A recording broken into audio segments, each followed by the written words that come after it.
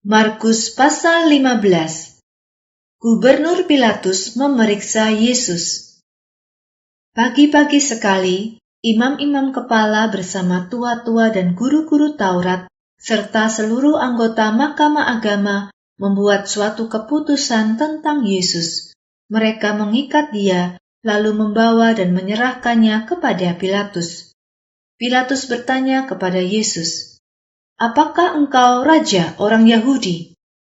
Jawab Yesus kepadanya, "Kamulah yang mengatakannya." Para imam kepala mengajukan tuduhan atas banyak hal terhadap Yesus. Pilatus pun bertanya lagi kepadanya, "Apakah engkau tidak akan menjawab? Lihatlah, betapa banyaknya tuduhan yang mereka lemparkan kepadamu." Tetapi Yesus tetap tidak menjawab sehingga Pilatus benar-benar heran. Barabas dibebaskan, Yesus dihukum. Setiap tahun pada Hari Raya Paskah, gubernur biasa membebaskan seorang hukuman atas permintaan orang banyak. Pada waktu itu ada seseorang bernama Barabas. Ia dipenjara bersama para pemberontak karena melakukan pembunuhan sewaktu terjadi kerusuhan.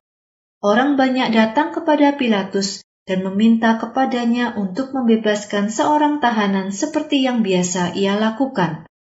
Kemudian Pilatus bertanya kepada mereka, "Apa kamu ingin supaya aku membebaskan raja orang Yahudi ini bagimu?" Pilatus tahu bahwa imam-imam kepala menyerahkan Yesus kepadanya karena mereka merasa iri terhadap dia. Oleh karena itu, imam-imam kepala menghasut orang banyak untuk meminta kepada Pilatus supaya Pilatus membebaskan Barabas, bukan Yesus. Pilatus bertanya kepada mereka sekali lagi, "Jika begitu, menurut kamu, apa yang harus kulakukan dengan dia yang disebut raja orang Yahudi?" Mereka berteriak, "Salibkan dia!" Kemudian Pilatus bertanya, "Mengapa? Kejahatan apa yang telah dilakukannya?" Tetapi mereka berteriak lebih keras lagi, "Salibkan dia!" Pilatus ingin mengambil hati orang banyak itu. Jadi ia melepaskan Barabas untuk mereka dan menyuruh para prajuritnya untuk mencambuk Yesus. Setelah itu, Pilatus menyerahkan Yesus kepada para prajurit untuk disalibkan. Tentara Pilatus mengejek dan menyiksa Yesus. Kemudian para prajurit Pilatus membawa Yesus masuk ke dalam istana yang disebut Praetorium. Mereka mengumpulkan seluruh pasukan di sana. Lalu mereka memakaikan sehelai jubah berwarna ungu kepadanya dan memasangkan sebuah mahkota duri di kepalanya. Setelah itu, mereka mulai memberi hormat kepadanya sambil berteriak, "Hidup Raja orang Yahudi!" Mereka memukuli kepalanya dengan tongkat dan meludahinya, serta sujud menyembahnya. Setelah selesai mengolok-olok Yesus, mereka melepaskan jubah ungu itu darinya dan memakaikan kembali pakaiannya. Kemudian mereka membawa Yesus keluar untuk disalibkan. Yesus disalibkan. Ada seorang dari kota Kirene bernama Simon yang berjalan masuk ke kota. Ia baru datang dari desa. Ia adalah ayah Alexander dan Rufus. Prajurit-prajurit itu memaksanya untuk memikul salib Yesus. Mereka membawa Yesus ke tempat yang bernama Bukit Golgota. Golgota artinya tempat tengkorak. Mereka memberi anggur bercampur mur kepadanya, tetapi ia tidak mau meminumnya. Kemudian prajurit-prajurit itu menyalibkannya, dan pakaiannya dibagi-bagi melalui undi.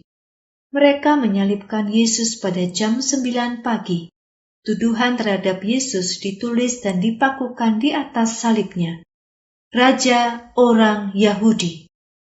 Bersama dia, mereka menyalibkan dua perampok, satu di sebelah kanan dan satu di sebelah kirinya. Dengan demikian, genaplah apa yang tertulis dalam kitab suci. Ia akan terhitung di antara orang-orang jahat. Orang-orang yang lewat di tempat itu menghujat Yesus sambil menggeleng-gelengkan kepala mereka dan berkata, "Engkau pernah berkata, bahwa engkau dapat meruntuhkan bait Allah dan membangunnya kembali dalam 3 hari. Jadi selamatkanlah dirimu sendiri, turunlah dari salib itu. Begitu juga imam-imam kepala dan guru-guru Taurat berada di sana. Mereka mengejek Yesus seperti yang dilakukan orang lain. Mereka berkata satu sama lain, "Ia menyelamatkan orang lain, tetapi ia tidak bisa menyelamatkan dirinya sendiri. Biarlah Mesias Raja Israel itu turun dari salib, supaya kita dapat melihat dan percaya kepadanya." Bahkan, orang-orang yang disalibkan bersama-sama dia pun mengejeknya. Yesus mati. Pada tengah hari seluruh negeri menjadi gelap sampai jam 3.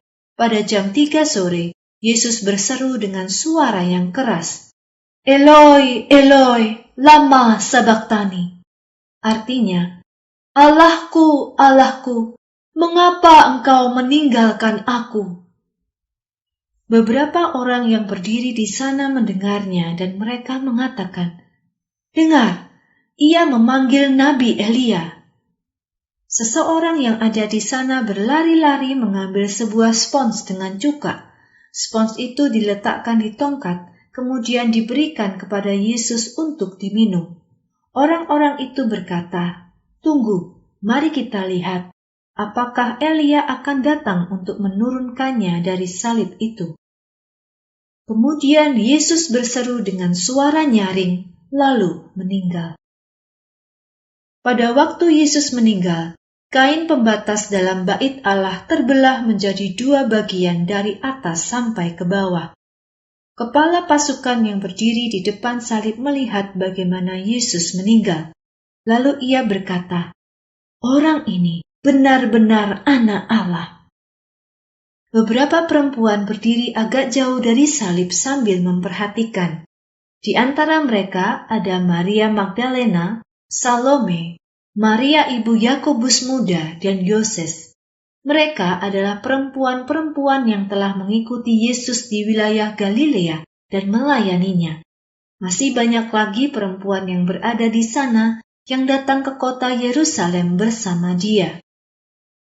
Yesus dikuburkan. Hari sudah mulai gelap, dan hari itu adalah hari persiapan sebelum Sabat.